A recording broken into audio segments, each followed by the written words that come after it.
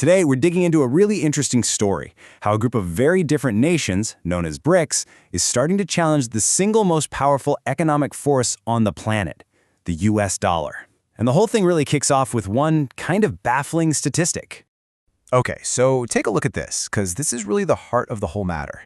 The United States, they account for just about 9% of all global trade. That's that bar on the left. But the US dollar is used in a wild 88% of all currency trades. That's the one on the right. I mean, how is that even possible? How can one country's currency be almost 10 times more dominant than its actual share of buying and selling stuff? And yeah, that raises a huge question. I mean, think about it. Right now, China is Saudi Arabia's biggest trading partner. We're talking tens of billions of dollars in oil and electronics going back and forth every single year. So why on earth do they still do business in the currency of a third country, the United States? It doesn't make a lot of sense, right? How do we get here? And what's it got to do with this group of powerful nations that's trying to challenge this very system? Well, the main challenger to this dollar-dominated world is a group you've probably heard of, called BRICS. BRICS is an acronym, right? It stands for Brazil, Russia, India, China, and South Africa, though they've recently let in some new members. And together, this bloc is huge. We're talking 3.5 billion people, and they control just massive amounts of human and natural resources. It's an economic giant for sure. But what is it, really? So this is super important to get straight. BRICS is not a single country. It is not a military alliance like NATO, where they all promise to defend each other, and it's not a tightly knit economic union like the EU with a single currency or anything like that. It's much better to think of it as a club, an alliance of convenience where every member joins because they think they have something to gain. And here's a twist you probably wouldn't expect.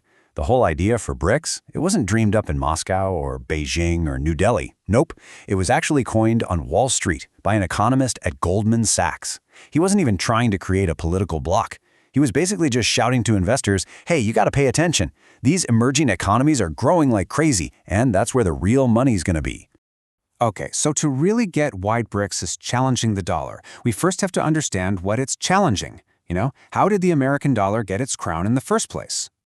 All right, so this timeline breaks it down pretty well. For a long time, money was actually backed by physical gold. But after World War I, European countries started printing tons of cash to pay for the war, and that made their currencies way weaker, all while the dollar stayed strong. But the real game changer was in 1944 at a conference called Bretton Woods.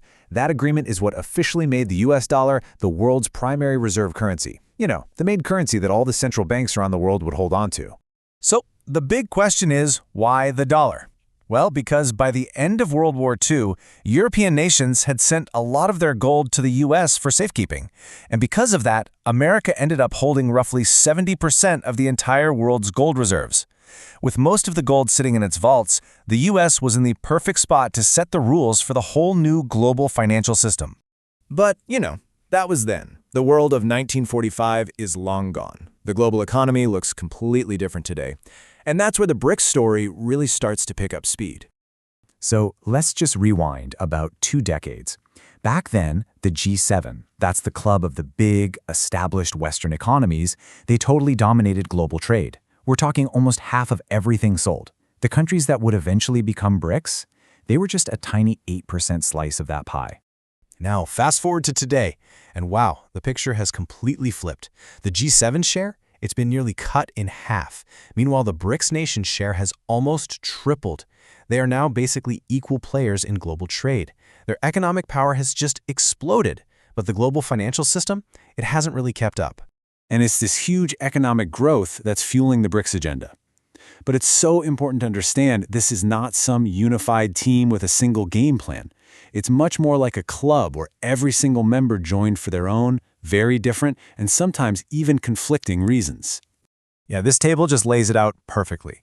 For Russia and China, BRICS is all about creating a platform to directly challenge Western geopolitical power. But for a country like India, it's this super delicate balancing act. They want to stay independent without angering the West or fully siding with China, who is their direct regional competitor. And for others, it's about getting more influence, or for new members like Iran, it's about finding a way around economic sanctions.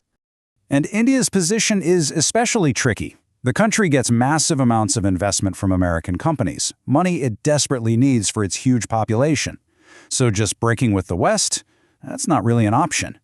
But at the same time, BRICS gives India a seat at a major global table, which lets it maintain its strategic independence from pretty much everyone. All these competing interests don't just make things complicated, they actually lead to a pretty fascinating paradox right at the very core of the BRICS organization. So, to push back against the Western-led system, BRICS created its own version of the World Bank, called the New Development Bank. And the big selling point was this: it promised to give loans to developing nations without demanding all the political reforms that often come attached to money from the IMF or the World Bank, where, the G7 nations hold most of the voting power. But here it is, the ultimate paradox.